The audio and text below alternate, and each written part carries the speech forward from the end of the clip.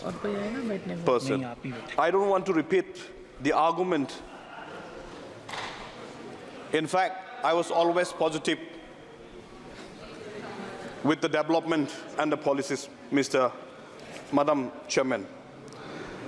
But this government seems to neglect the budget that was supposed to be pivotal, ensuring the goodwill of the masses, reaffirming the trust on June 4th. It has been long, and government has proven that they focus mainly on Sabka Nash, Apna Vikash.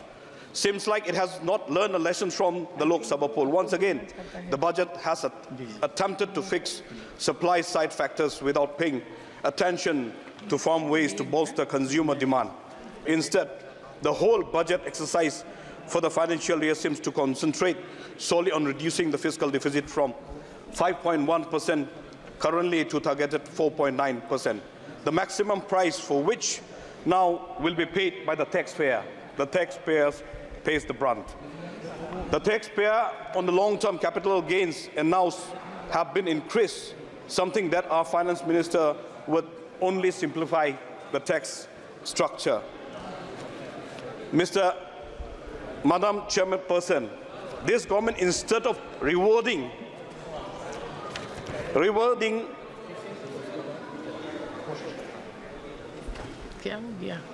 all the other states, like Tamil Nadu, Maharashtra, Telangana, West Bengal, etc., who has contributed most of their tax to the revenue of this Indian economy, Madam Chairperson, by only concentrating two states, that is Bihar and Andhra, Madam Chairperson. Now, when we look at the Northeast, when we look at the tax, Madam Chairperson, the new tax rules for the LTCG is only beneficial if a citizen of India is earning close to the exempted value rupees 1.25. However, as we move beyond the exempted figure, the tax on capital gains will increase disproportionately because 2.5% increase in the tax rate outweighs the rupees 25% exemption increase, Madam Chairperson. Now, why do we celebrate this budget when the matter is in a very great concern that has garnered a significant attention in the recent year? The devastating result, increasing the number of the Indian citizens renouncing their citizenship, and the exodus of tax-paying employees from our nation that is relinquishing their citizenship from India, Madam Chairperson. Now, when you look at the ME report, approximately 1.87 million Indians are renouncing. In 2022, post-COVID, 225,000 individuals they have renounced, relinquished their citizenship from the Indian. In 2023, more than 2 lakhs, Madam Chairperson. Now, when we come to the flood budget, the Northeast seems to have been neglected in the budget of irrigation and flood mitigations, like Meghalaya and thorn-striped Manipur. Madam Chairperson, the government seems to have not even touched the Northeast, as an evidence by the situation in Manipur. There has been a lack of initiative to ensure the health and the well-being of the women in the region, despite Assam being the highest maternity and mortality rate. The government prioritized expanding only the banking. When the women themselves will die, what is the purpose of banking, ma'am?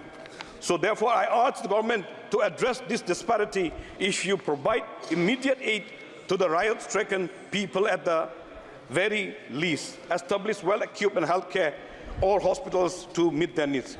I want to focus mainly on the Meghalaya, Madam Chairperson. Ugly surprises, uncertainty that very occurs with no hope of predicting them in real time. When you look at the Manipur, ma'am, there has not been much effort to weigh the situations. No common framework seems to exist to say the rules for doing so. The victims of Manipur could not have foreseen what was going to happen and how the government was going to deal with the livelihood meltdown of thousands of Manipuris. The notions that livelihood meltdown are scarce and myriad, since no other states don't generally happen these kinds of incidents, ma'am. These are the failures of the government, and it's very, very much unfortunate.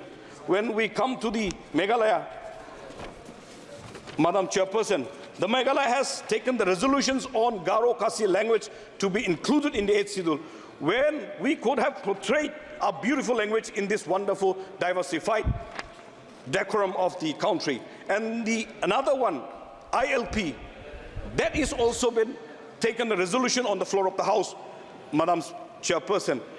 Now, we know that in the Northeast, it has got quite alarming check of illegal immigration. Just few days back, hundreds of